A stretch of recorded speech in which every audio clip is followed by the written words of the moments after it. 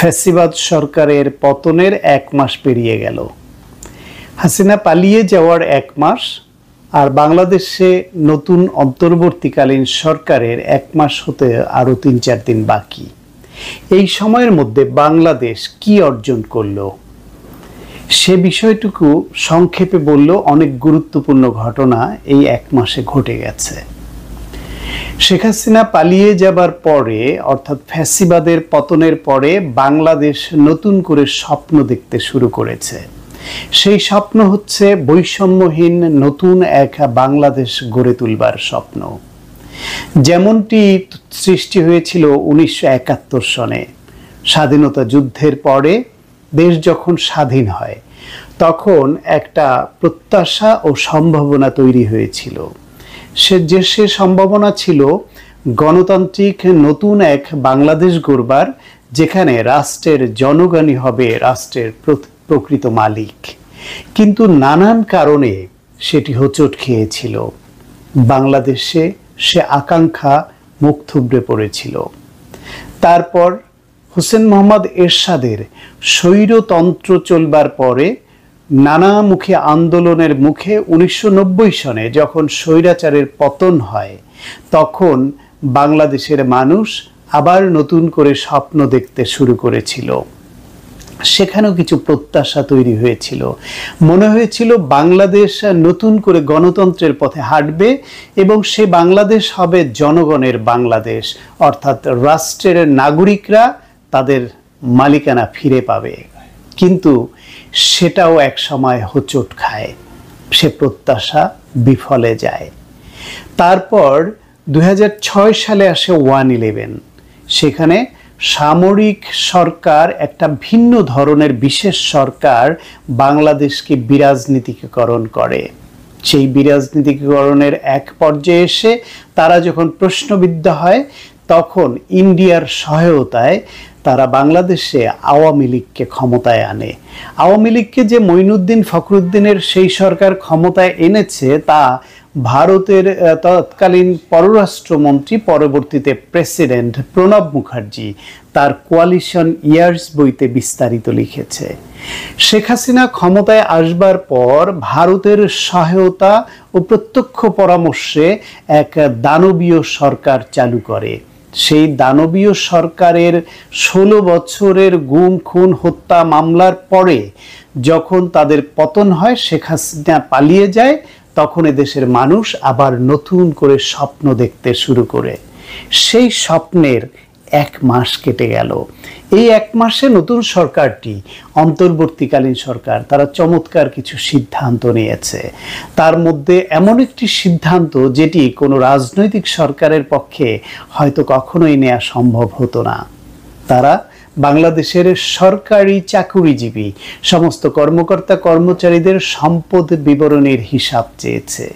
এটা অত্যন্ত চমৎকার, অভিনন্দনযোগ্য একটি সংস্কারের দিকে যেতে পারে সেই সম্ভাবনার দ্বার উন্মুক্ত করেছে। আরেকটি বড় কাজ করেছে, সেটি হচ্ছে আওয়ামী লীগ বিভিন্ন সময়ে গত 16 বছর ধরে মানুষের ভোটের অধিকার হরণ করে সারা বাংলাদেশটাকে যেরকম নিজের পৈতৃক সম্পত্তির মতো দখল করে নিয়েছে, ঠিক একইভাবে ভোটের অধিকার হরণ করে বিভিন্ন যারা জনগণের প্রতিনিধি হতে পারত, প্রতিনিধি না হয়েও তারা দখল করে নিয়েছিল পদগুলি। সেই প্রেক্ষাপটে স্থানীয় সরকার প্রতিনিধিদের সবাইকে তারা একটি প্রজ্ঞাপন জারির মাধ্যমে নিষেধাজ্ঞা জারি করেছে, অর্থাৎ সেই পদগুলি বাতিল করেছে। আওয়ামী লীগের সেই রাতে দখল করা, জোর করে দখল করা স্থানীয় সরকারের সেই পদগুলি আর তাদের হাতে নেই। এটি একটু বড় অর্জন।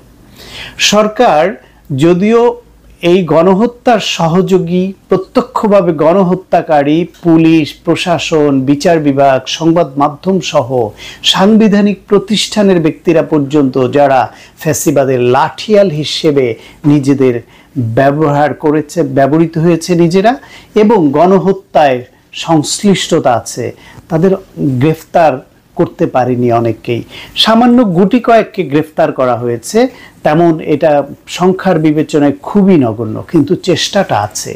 যে পুলিশ দিয়ে গ্রেফতার করাবে সেই পুলিশের মধ্যেই তো মানে স্তরে স্তরে গণহত্যার ধারক বাহক যারা যারা হত্যাকারী তাদের লোকজন এখনো আছে, প্রশাসনে আছে, বিচার বিভাগে আছে, সংবাদ মাধ্যমে আছে। সুতরাং গ্রেফতার করা এবং নতুন সরকার এই কয়দিনেই তাদের এই প্রশাসনের সহায়তা পাওয়া এটা খুব সহজ ব্যাপার নয়। তারপরও কিছু চুক্তিভিত্তিক নিয়োগ, কিছু লোককে বাধ্যতামূলক অবসর এবং তা কিছু যারা বঞ্চিত ছিল তাদেরকে সামনে এনে কোনোভাবে চালিয়ে নিচ্ছে। তার মধ্যে সবচেয়ে বড় কথা হলো একটা গুড ইন্টেনশন আমরা দেখতে পেয়েছি। বাংলাদেশ সার্বভৌমত্ব নিয়ে মাথা উঁচু করে যে দাঁড়াতে পারে, বহু বছর পর এক সীমান্তে 13 বছর বয়সী স্বর্ণা দাস নামের একটি বাচ্চা মেয়েকে বিএসএফ যে হত্যা করলো তার যে প্রতিবাদ করেছে, এই কঠোর প্রতিবাদ আমাদের আনন্দিত করে, আমাদের গর্বিত করে যে বাংলাদেশ সার্বভৌমত্ব নিয়ে বাঁচতে শিখছে। এর মধ্যে আর একটা গুরুত্বপূর্ণ ঘটনাও ঘটেছে। সিইসি কাজী হাবিবুল আউয়াল, এই চোরের দোসর, ভোট চোরের কর্তা, বড় কর্তা, সে তার সমগ্র নির্বাচন কমিশন নিয়ে কমিশনারদের সহ আজ পদত্যাগ করেছে 1 মাস পূর্তির দিনে। পদত্যাগের আগে সে একটি প্রেস কনফারেন্স করে আত্মপক্ষ সমর্থনের চেষ্টা করেছে এবং সেখানে প্রচুর মিথ্যা কথা বলেছে। সে কেন এই যে আমিডামি নির্বাচনের এই 15%, 10% ভোটকে কেন 45% দেখিয়েছিল সেই জবাবটাও দেয়নি। এই চোরের দল, এই ফ্যাসিবাদের দালাল, তারা প্রেস কনফারেন্স করে যখন বিদায় নিচ্ছিল, বাইরে অপেক্ষমান জনতা ধর ধর বলে ধাওয়া করেছে। ওরে যে পিটায় নিয়ে, এটা ওর ভাগ্য। শুধু এই সিসি এবং তার যে সঙ্গী সাথী নির্বাচন কমিশনার তারাই না, শুধু পদত্যাগই তাদের বিচার না, পদত্যাগ তো কোনো বিচার না। তারা যে বাংলাদেশের নির্বাচনকে কলঙ্কিত করেছে, ভোটের অধিকার হরণ করেছে, একটা মিথ্যাকে প্রতিষ্ঠিত করেছে, তাদের তো বিচার হওয়া দরকার। বাংলাদেশের প্রচলিত আইনে অসংখ্য মানুষের ভোটের অধিকার কেড়ে নিয়ে তাদের সঙ্গে প্রতারণা করবার অভিযোগে, সুনির্দিষ্ট অভিযোগেই তাদের বিচার হওয়া দরকার। এর আগে 2018 সালের নির্বাচনে সিইসি হুদা, ওই যে বরিশালের সেই অসভ্য লোকটা, সে যে রাতের ভোট করেছে, সেই কারণেও তার বিচার হওয়া দরকার, কিন্তু নির্বিঘ্নে অবসর নিয়ে চলে গেছে। 2014 সালে যে বিনা ভোটের নির্বাচনটি হয়েছে, সেই নির্বাচন কমিশনে যারা যুক্ত ছিল তাদেরও বিচার হওয়া দরকার। 5% ভোটকে অবলম্বন করে 153 জন বিনা প্রতিদ্বন্দ্বিতা নির্বাচিত হয়, সেই সরকারকে বৈধতা দিয়ে ওই নির্বাচন কমিশন বাংলাদেশের নির্বাচনের ইতিহাসে কলঙ্ক লেপন করেছে। এদের প্রত্যেককে বিচারের আওতায় আনতে হবে। এই 3টি নির্বাচনের সর্বশেষ যেটা কাজী আউয়ালের নির্বাচন কমিশন, তারা 1 মাস পূর্তিতে বিদায় নিয়েছে। এই 1 মাস পূর্তিতেই ছাত্ররা জাতীয় লাল সবুজ পতাকা হাতে শত শত হাজার হাজার লাখো ছাত্র জনতা মিলে তারা শহীদি মার্চ পালন করেছে। এক অভূতপূর্ব এক সম্মিলন, এক ঐক্য। বাংলাদেশ এখন 2 ভাগে বিভক্ত, 1971 সনের মতোই।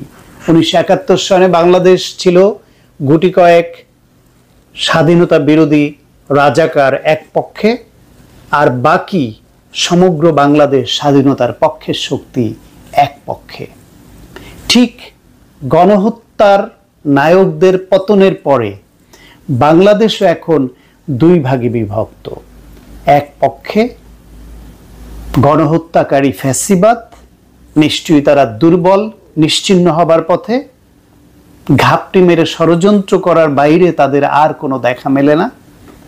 আর এক পক্ষে বাংলাদেশের মেজরিটি মানুষ, যারা এই ফ্যাসিবাদের পতন ঘটিয়েছে, ফ্যাসিবাদের বিপরীতে যারা এক নতুন বৈষম্যহীন গণতান্ত্রিক বাংলাদেশ নির্মাণ করতে চায়। ফ্যাসিবাদদের যে পরাজিত ফ্যাসিবাদ, তারা বিচারের আওতায় তো আসবেই, এমনকি তাদের বিচার সম্পন্ন না হওয়া পর্যন্ত তারা রাজনীতি করতে পারবে না, এমন ঘোষণাও দিয়েছে আজ উপদেষ্টা পরিষদের থেকে ছাত্রদের প্রতিনিধিত্বকারী উপদেষ্টারা। আর গণভবন, শেখ হাসিনার প্রমোদ ভবন হিসেবে যে ভবনটি ব্যবহৃত হতো, ঘুষের লেনদেন, টাকার লেনদেন, সমস্ত অবৈধ কাজের নির্দেশের উৎস, প্ল্যানিংয়ের অংশ, গুম খুন হত্যার নির্দেশ যেখান থেকে আসতো স্বয়ং শেখ হাসিনা দিত, সেই গণভবন যেটা জনতার দখলে চলে আসছে, সেটি নিয়েও একটা অভিনব সিদ্ধান্ত হয়েছে। এটা জুলাই হত্যাকাণ্ডের এই শহীদদের স্মরণে এবং এই সরকার, ফ্যাসিবাদী সরকারের 16 বছরের সমস্ত অপকর্মের সাক্ষী বহনকারী এক জাদুঘর করার ঘোষণা দিয়েছে উপদেষ্টা পরিষদ থেকে, সেই সিদ্ধান্ত নিয়েছে। বাংলাদেশে যাতে আর কোনো ফ্যাসিবাদ কখনো মাথা চাড়া দিয়ে উঠতে না পারে, কেউ যাতে আমাদের ঘাড়ের উপরে, মাথার উপর দানব হয়ে আর বসতে না পারে, সেজন্যই ফ্যাসিবাদের সঙ্গে যুক্ত এই গণহত্যাকারীদের বিচার করতে হবে এবং ফ্যাসিবাদের বিরুদ্ধে, গণতন্ত্রের পক্ষে, মানবিক বাংলাদেশের পক্ষে, ভবিষ্যৎ আধুনিক বাংলাদেশের পক্ষে যারা অবস্থান নিচ্ছে তাদের সবাইকে ঐক্যবদ্ধ করেই ঐক্যবদ্ধ হয়েই বাংলাদেশকে এগিয়ে নিয়ে যেতে হবে এবং